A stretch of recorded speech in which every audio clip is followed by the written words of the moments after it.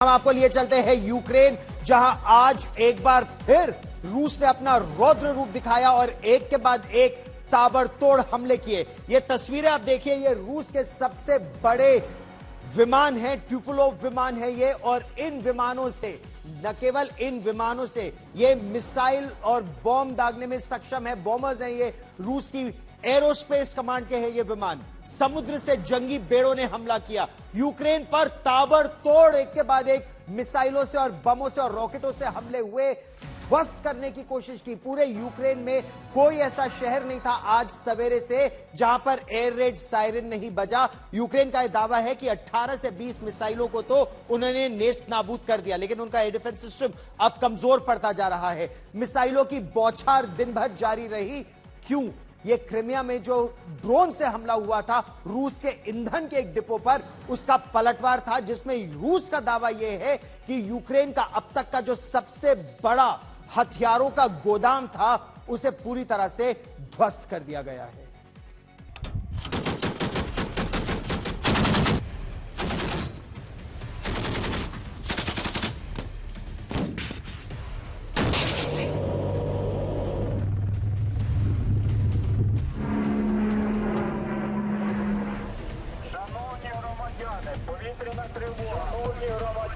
Повітряна тривога. Пройдіть найближче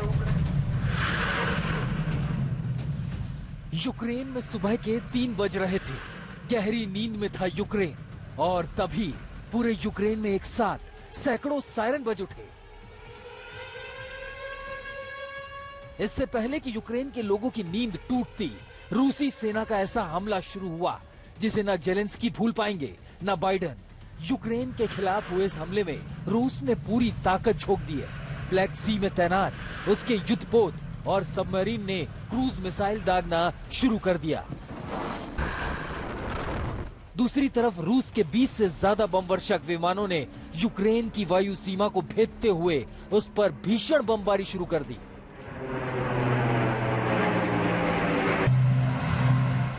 समंदर और आसमान से किए गए प्रलय लाने वाले इन हमलों से यूक्रेन दहल उठा।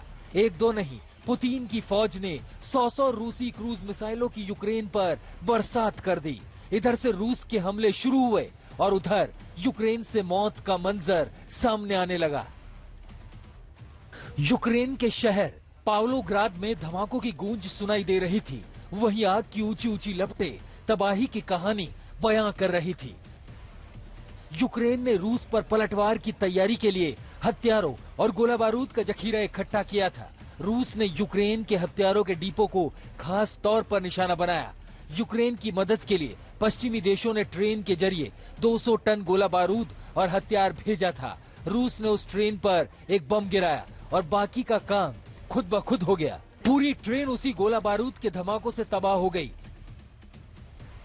आखिर रूस ने इतना बड़ा हमला क्यों किया? इसका जवाब इन तस्वीरों में छिपा है। शनिवार को यूक्रेन ने रूसी सेना पर पलटवार करते हुए क्रीमिया में ड्रोन हमला किया। इस ड्रोन हमले में रूस के तेल भंडार को भारी नुकसान पहुंचा। यूक्रेन ने दावा किया कि 40,000 टन क्षमता वाले 10 तेल टैंक कैरियर को तबाह कर दिया गया है। क्रीमिया पर रूस का कब्जा है और यूक्रेन उसे फिर से हासिल करने की कोशिश कर रहा है, लेकिन रूस के पलटवार से साबित हो गया कि जेलेंस्की को लेने के देने पड़ गए। शनिवार को इस हमले का बदला पुतिन ने सोमवार की सुबह सूद समेत ले लिया। रूस का हमला इतना बड़ा था कि यूक्रेन का शायद ही कोई इलाका हो जहां एयर रेड का सायरन न बज रहा हो।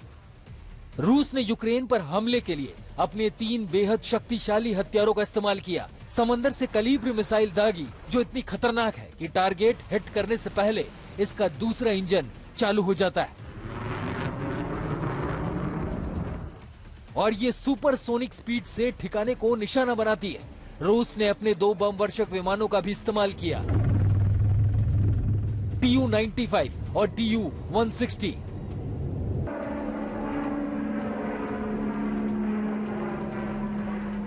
दो दिन पहले भी रूस ने Tu-95 बमवर्षक विमान से कीव समेत यूक्रेन के कई शहरों को निशाना बनाया था। यूक्रेन ने दावा किया कि उसने कई मिसाइलों के हमले रोक दिए, लेकिन सवाल उठ रहे हैं कि क्या यूक्रेन का एयर डिफेंस सिस्टम पूरी तरह से तबाह हो चुका है? आखिर कैसे रूसी विमान बेखौफ यूक्रेन की वायु सीमा में दाखिल हो रहे हैं। क्या पश्चिमी देशों की मदद के बावजूद यूक्रेन रूस से जंग में हार के करीब है?